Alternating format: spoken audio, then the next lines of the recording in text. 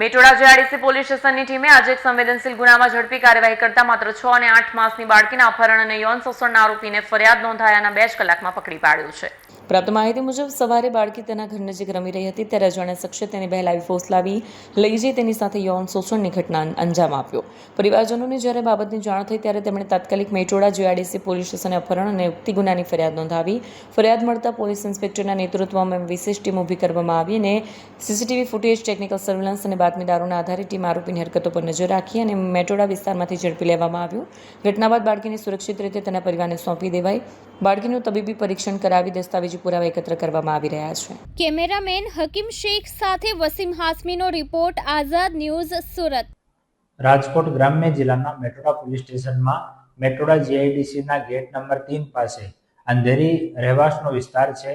ત્યાં એક દંપતી જે મજૂરીનું કામ કરે છે એની આશરે 6 વર્ષની દીકરી સાંજે 7 વાગ્યાની આજુબાજુ ઘરેથી ગાયબ થઈ ગઈ।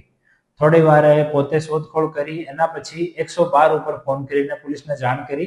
પોલીસને જાણ થતાં જ અહીંયાના ગોંડલના ડીવાયએસપી ઝાલા સાહેબ, અહીંયાના મેટોડાના પીઆઈ એમ.જે. પરમાર સાહેબ અલગ અલગ ટીમોની રચના કરીને અલગ અલગ દિશાઓમાં શોધખોળ શરૂ કરી।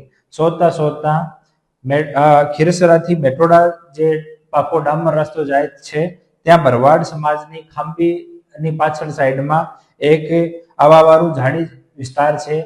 ત્યાં આ દીકરીની અવાજ સંભળાઈ। તુરંત પોલીસ અને પરિવારજનો ત્યાં દોડીને ગયા અને ત્યાં જો આરોપી છે આ અર્ધનગ્ન અવસ્થામાં હતો અને દીકરીના વસ્ત્ર કાઢીને એની સાથે દુષ્કર્મ કરવાનો પ્રયાસ કરતો હતો।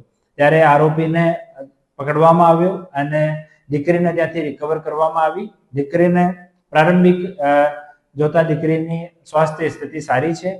આરોપીને ડિટેન કરવામાં આવ્યો છે। આરોપી સાથે પૂછપરછ ચાલુ છે। હાલ દીકરીની અને આરોપીની મેડિકલ કરાવવાનો પ્રોસેસ ચાલુ છે।